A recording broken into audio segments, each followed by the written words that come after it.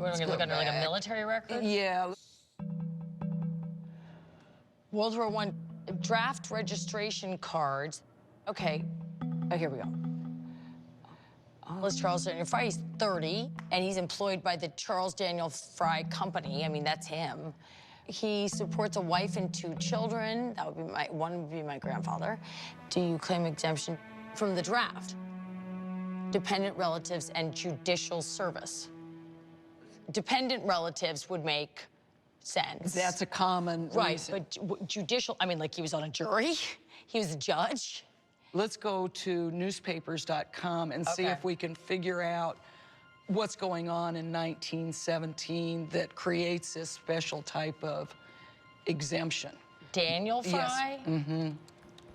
Paper location is Chicago? Mm-hmm. Okay, Chicago, Illinois. 1917? Yeah, let's see what happens. Okay, well, something comes up. All right, let's see.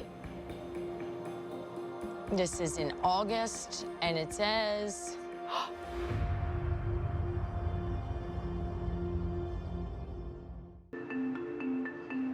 200,000 U.S. secret agents cover nation. And this is the 25th of August, 1917. One of the most nearly perfect systems of Secret Service work ever launched with the wealth and brains of Chicago, and the country behind it had its origins in Chicago.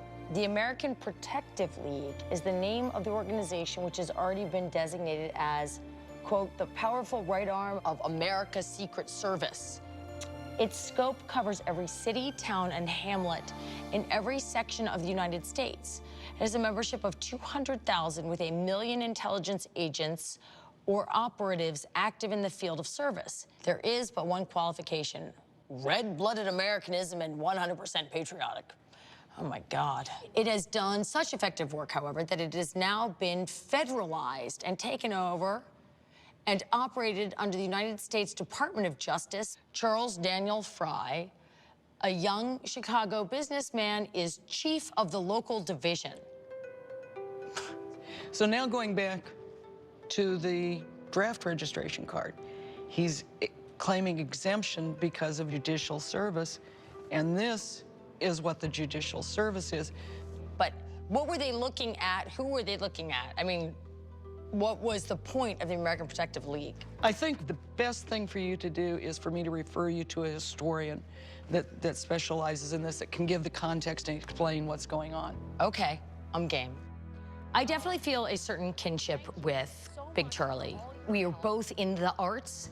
We both have found the intersection of art and commerce. Big Charlie was a creative type, and traditionally, artists and creative types are pushing the envelope. They're outside the norm. I don't think of them as being government men. So something's missing. I'm not getting it. I need to find out more about what the American Protective League was.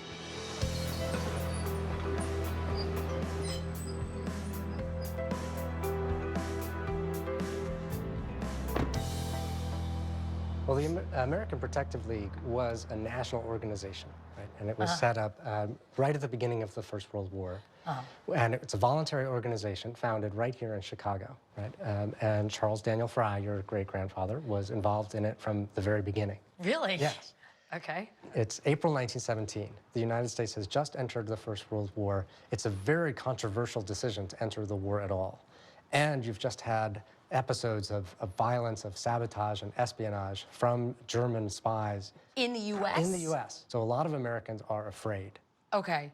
The American Protective League investigated people for all kinds of stuff, but they particularly focused on German citizens who were in the United States. And those were termed enemy aliens, right? Because they're citizens of the country we're at war. So horrible. Okay, yeah. And under the terms of law, they had to register as enemy aliens. Charles Daniel Fry was German. Yes. Well, I mean, he was second generation, but he was German. Yes. But remember, all Germans are under suspicion during the war, right? Even someone as assimilated as American as your great-grandfather. So he might have had a vested interest in joining up early? It certainly would have helped. It definitely, you know, makes him look like he's 100% American and part of the war. So this gave you sort of an extra opportunity to get a gold star by your name for being American and not German. Yeah.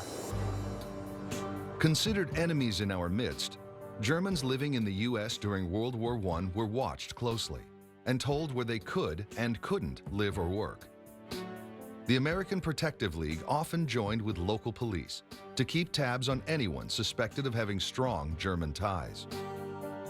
During Charles Fry's tenure, the APL rounded up several thousand Germans who were sent to detention camps. Many were not released until after the war.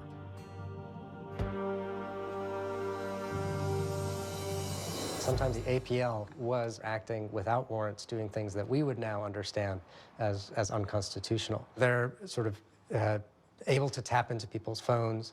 They're getting information from banks about people's bank accounts and their spending.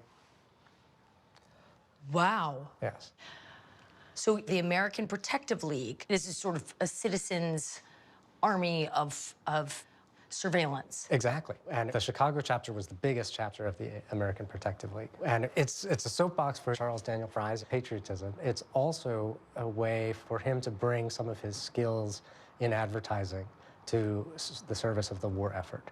How are those skills now? By selling the domestic fear?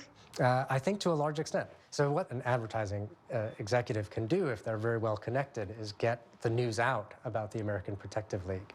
I mean, I'm all for patriotism, but this sounds like a bit of a mob mentality, and it's a little frightening to me. It's definitely one of the darker chapters of American history.